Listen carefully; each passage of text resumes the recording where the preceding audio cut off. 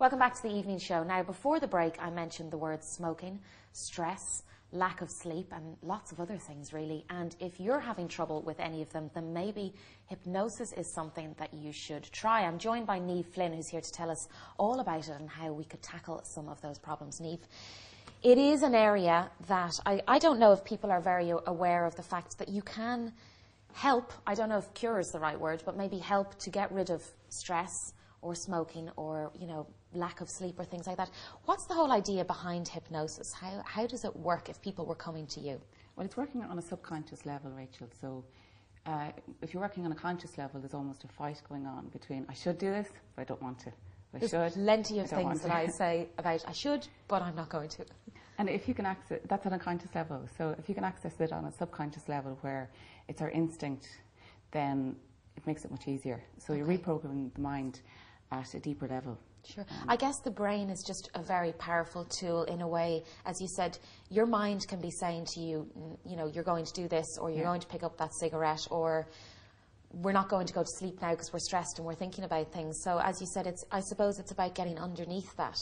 And hypnosis is basically just a tool to get into that part of the mind. Okay. So you're reprogramming it in a way that you want it to be, whether it's to be more relaxed in any situation or to quit smoking. And you need to break up the associations if it is smoking, because we often link, somebody who smokes might link smoking with a cup of coffee or first thing in the morning or when they're driving.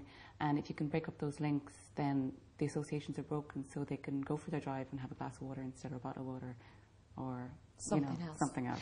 I suppose when I think of hypnosis, I think, you go into a room with somebody and they put you into a trance and, or send you to sleep or something. Is that how it works? Is that a very, not the right perception of what it is? I think there's a lot of misconceptions about it, and that is probably a common perception. But you're very much aware of what's going on. Okay. So it's the same, it's actually quite similar to stage work, but in stage they would pick people out deliberately before you go on stage. And in an office setting, the person knows, they can hear what you're saying. You could open your eyes at any time and walk out of the room, so you're totally in control, and you can only give suggestions that somebody wants as well. Okay. And is it a lot about talk? I mean, when a client comes into you, do you talk them through their problem? Let's for example say smoking. Yeah. If someone comes to you and says, I am smoking 10 cigarettes a day, 20 cigarettes a day, okay, I suppose they have to come to you first and foremost with the actual desire to want to stop smoking. And that's so critical. You should really, as a hypnotherapist, I suppose you need to talk to somebody on the phone first and find out, are they really serious about it? Sure. Because again, you can only give somebody a suggestion that they want. Now, if they want to quit and they're determined to, hypnosis will make it easier. It doesn't do it for you, but it certainly makes it a lot easier. And some people have absolutely no cravings afterwards, and they say, really? It's like and never what smoked. Do you do? What's the secret? I don't think there's any particular secret. It's very straightforward and very simple. It's about, I suppose, there needs to be trust. That's paramount. There needs to be willingness of the person to quit smoking or whatever they want to do. And once you have the basic skills for hypnosis, it's about language and the use of language, I suppose, really. Okay.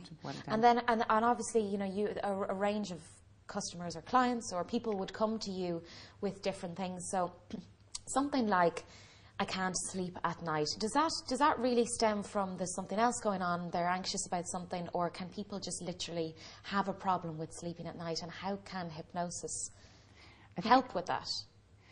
Well, hypnosis is often the last resort, so if somebody's gone down other avenues first and they've ruled out the possibility of anything medical or any clinical problems, then, and it is a psychological problem or has been identified as a psychological problem, then generally it can be anxiety that's causing a disruption in sleep. Okay. Once you've ruled out everything else. And can hypnosis help with that? Certainly. Sure. Okay. Yeah. And I mean, what other areas would you deal with? Would you have people coming to you from a business perspective if they're having trouble, or athletes to do with sports injuries? I mean, what is the areas that you would specialise in? Well, my business is quite focused on sports psychology as well, and hypnosis is part of it. So the athletes often come in after, post-injury, if they have a fear about going back onto the pitch, for example, if it's soccer player, rugby player, and they're afraid of getting the same injury again. And even within an hour, you can see a difference, and they go back onto the pitch. for a weekend match with a different perspective. And so you would use hypnosis as part of it, but not necessarily as the answer. Okay, so basically what you're saying is, you know, it's a tool to help you, exactly, you know, deal with, be it smoking or sleeping or stress or something like that. Now, you've got a couple of courses that are happening over the course of the summer and on into the winter. When are they, if anyone has trouble, and what exactly will you be doing? Well, I run hypnosis training courses. So after, it's a 9-day course, and there's a course on in June in Galway, and then in Dublin in October. Okay. And afterwards, people are qualified as a hypnotherapist. And there's 12,000 people around the world with the same qualification. So it's a pretty big organisation, and I teach the course for these guys.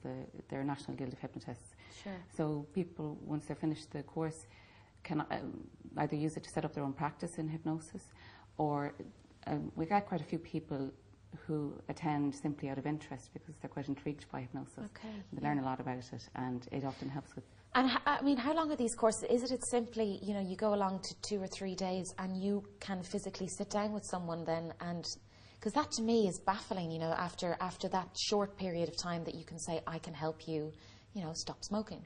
I think it depends on your background, Rachel. So you're correct in saying, you know, it seems like a very short time, sure, and it is. But you can actually, if you teach something in a specific way, people can pick it up very easily. And it's not rocket science. You know, there's a lot of misconceptions about it, but in actual fact, you can make it very simple for people to learn. Okay, super. And I think everybody brings their own to it. So I've had engineers, web designers, management of big companies. Lots of different people. Different people. Absolutely, that's super. Tell me about the websites, because you do have information on them. There's 1 or 2 of them in particular. There's Hypnosis Training Ireland would have information about the hypnosis courses, the training courses. And there's sportspsychology.ie for any athletes, or bodywatch.ie. And you can see there what, you know, the process would be, or what problems you could approach with. Well, listen, thank you very much for joining us. I might come to you with a few of my own problems afterwards. But that, unfortunately, is all we have time for on the show this evening. We've got those websites coming up on screen, so if you do want to log on to them and have a look, then do so. Now, tomorrow, Olive is back in the kitchen at the Chef's Centre of Ireland, and she is going to be cooking up a storm, and this time it's desserts. And we're going to be meeting a man who's just trekked across Europe for a competition that he won with the EU. So that's the evening show tomorrow at 7 o'clock. Until then, have a very good evening.